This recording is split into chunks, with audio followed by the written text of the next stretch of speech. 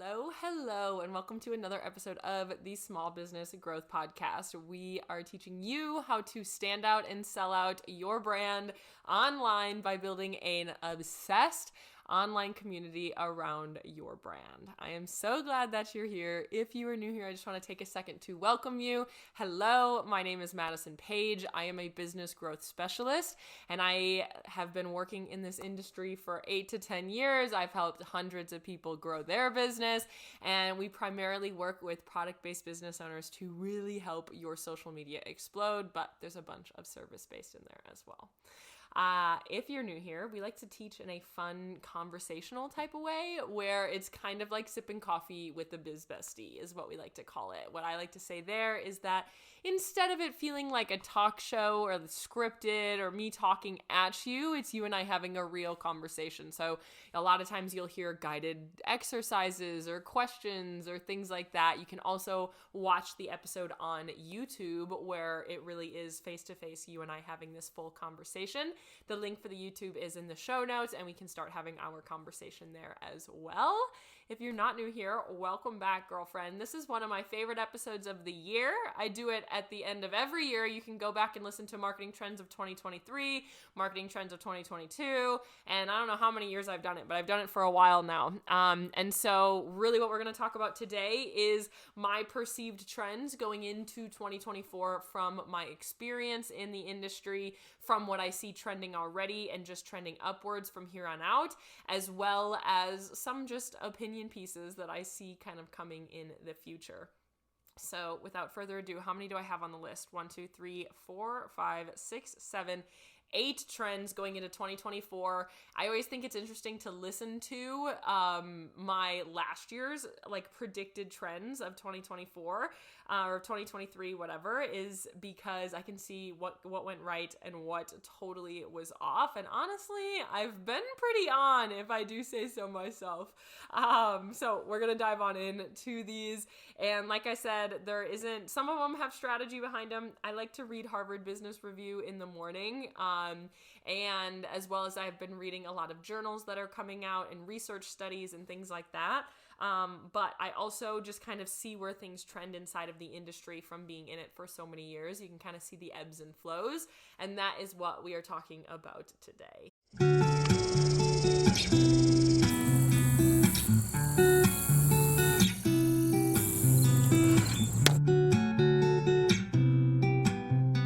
So first things first is I think influencer marketing is going to take a big hit. I've actually already seen this quite a bit. I saw the conversion rate totally explode in 2022, and I've totally seen the conversion rate decline in influencer marketing going into throughout 2023.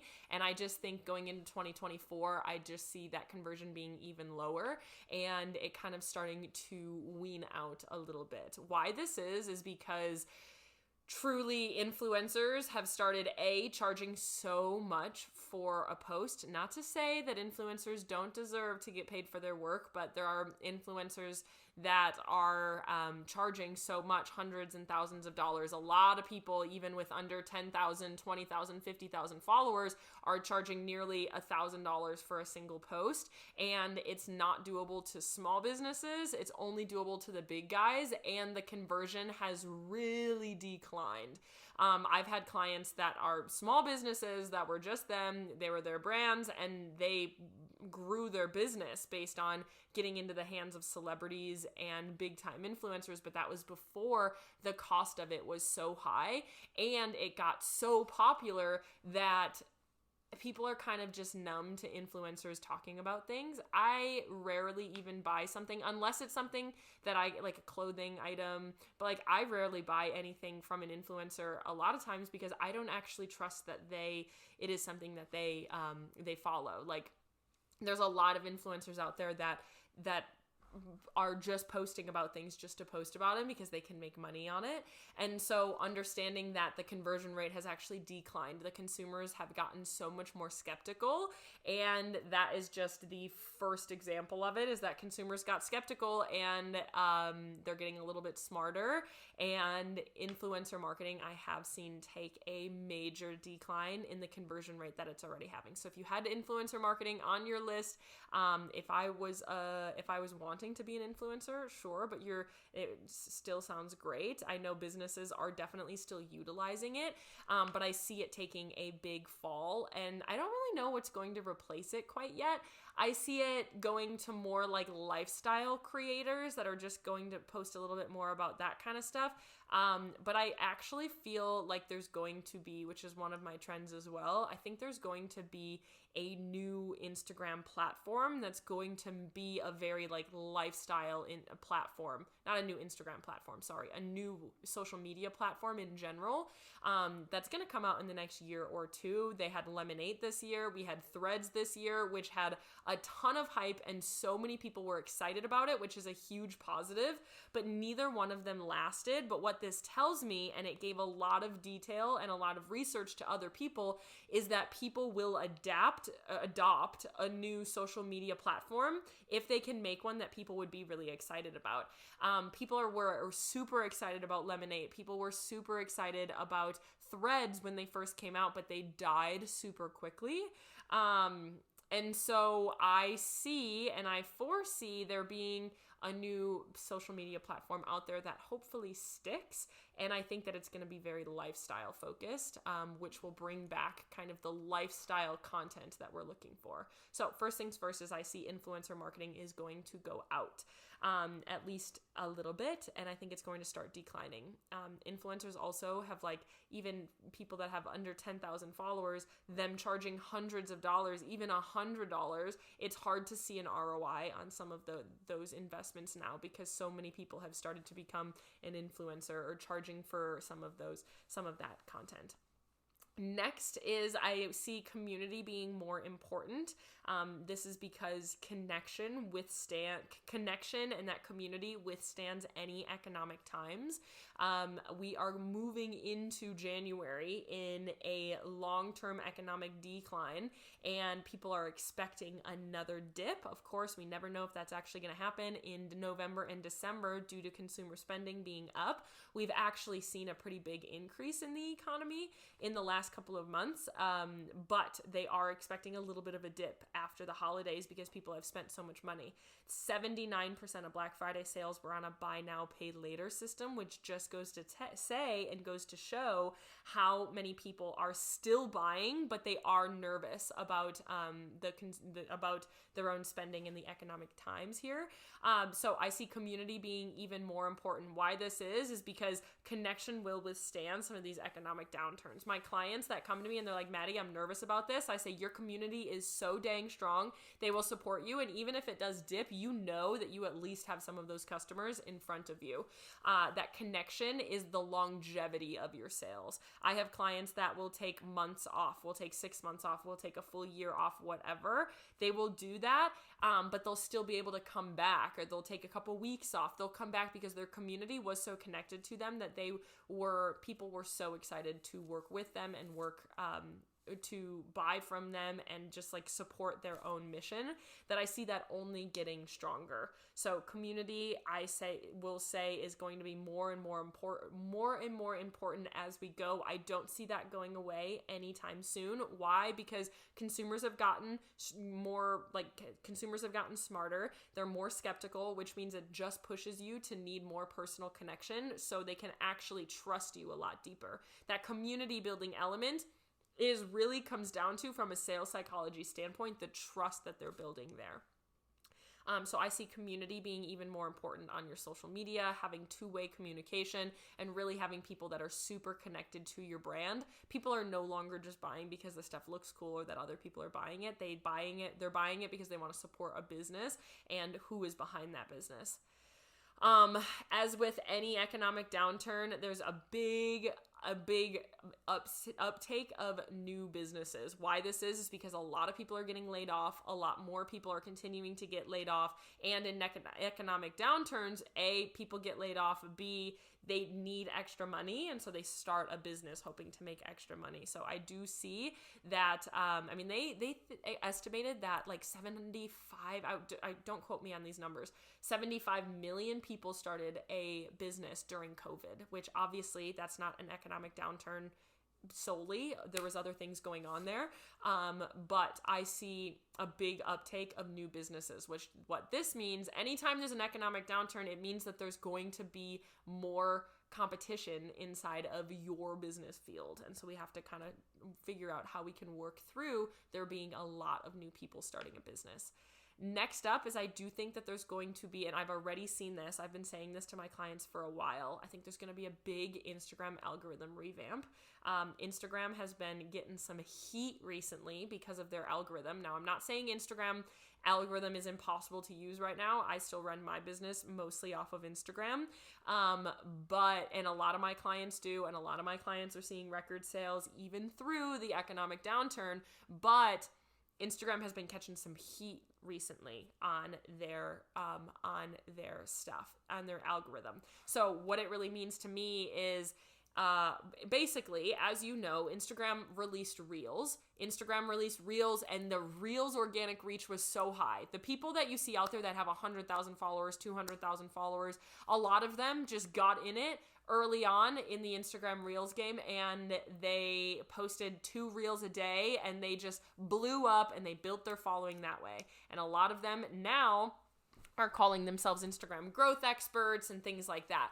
I bet a lot of them would tell you they wish they didn't have the audience size that they had because they now have such a variety. I have friends right now that I know that have 200,000 followers or 100,000 followers on Instagram that have a smaller business than mine, that on Instagram I have like 3,800 followers, because mine is a community centered, tight knit, and I know exactly who's in that because I very conveniently grew that.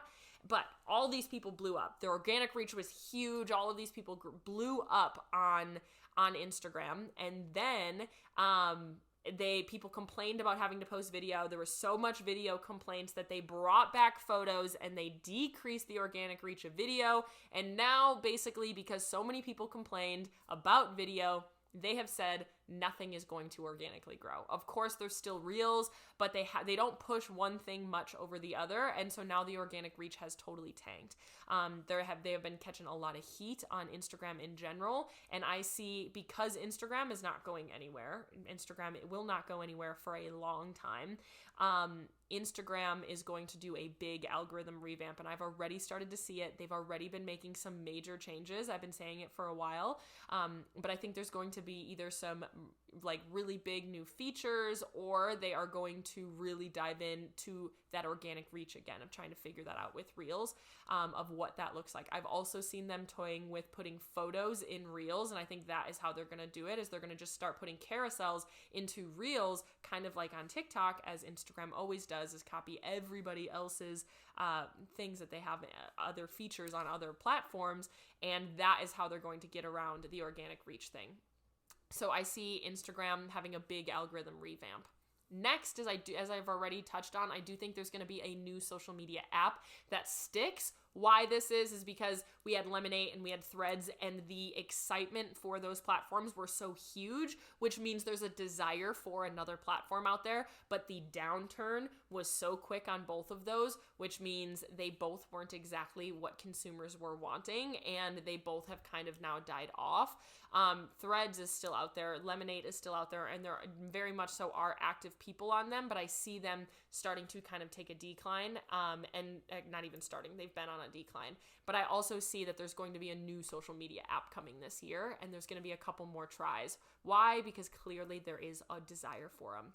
Next is, I think, storytelling content is going to be the next big thing. Right now, it's a lot of like aesthetic POV content that's really popular. Then there was like, before that, there was like the dancing reels, things like that. There's a lot of like B-roll going on right now. The next thing I see that's really going to do well is storytelling. And I've had my clients already starting to post this type of content because it's already doing well, which is why I think it's going to be the major it girl of 2024 is storytelling content. Voiceovers, really getting deeper, sharing your own meaning and telling a story throughout your content, as opposed to just like, here's a piece of content that is like a B-roll video. I see the video continue to progress, and video is not going to go anywhere anytime soon. Sorry if that is a downer, but video is only just beginning on what we're going to be having here. The next is going to be, there's a lot of new services added to product-based businesses. I've already seen this. I get a lot of inquiries about it, and let me know. Hang out, come over and say something to me on Instagram. I would love to hear your opinion on this. At This Is Madison Page, come and follow me and send me a DM over there. If you would be interested in me doing a program of how to add a service-based element to your product-based business, meaning whether you are going to do selling digital downloads, selling courses, or doing consulting like I do for your craft. That is something that I have already seen a big increase in people wanting. And I've also seen, because of master resale rights, I think a lot of people have learned how to build courses online, that they now want to do it themselves and keep expanding on that. Master resale rights is going to be something, if you don't know what it is, it's basically somebody out there made a course that they are selling, that you basically, they teach you how to sell courses, and then you just resell their course.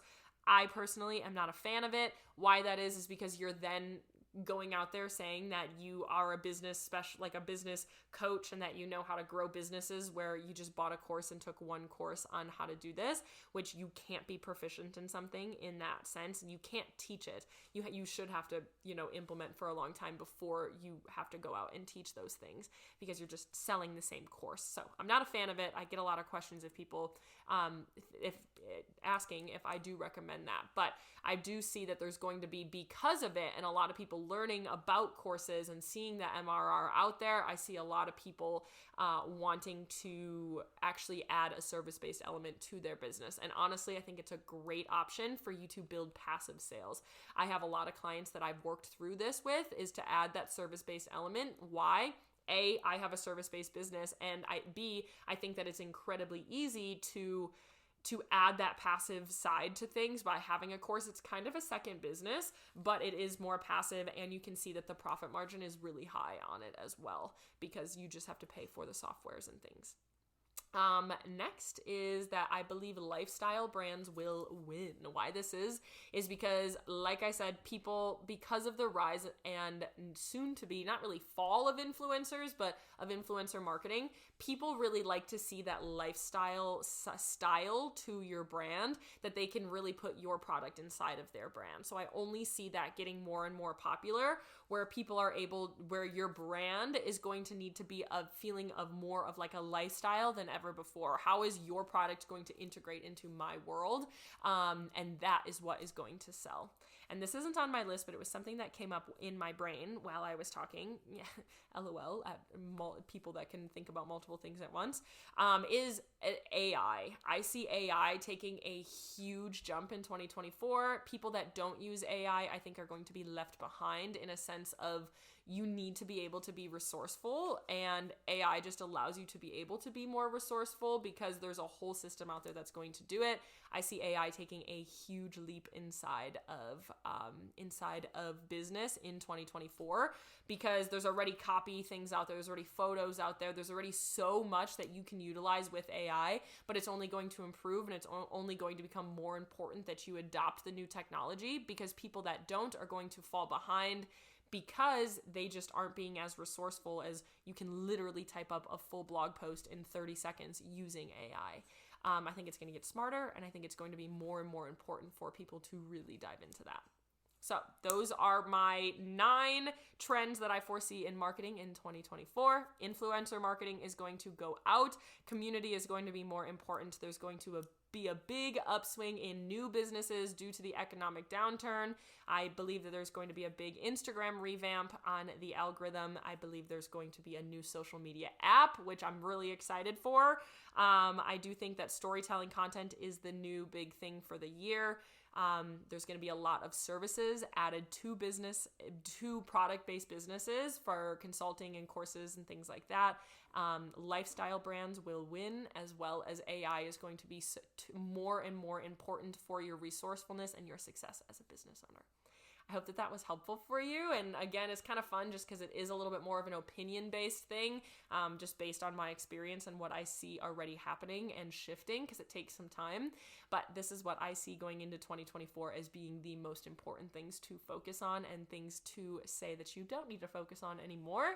I hope that that is kind of fun. I like going back and listening to marketing trends of 2023 and marketing trends of 2022 to kind of see the things that did happen and that are already kind of out of style. And you can kind of start to learn how marketing does still have trends.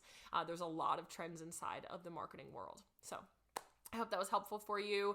I hope you have a wonderful day, and I will talk to you in the next episode.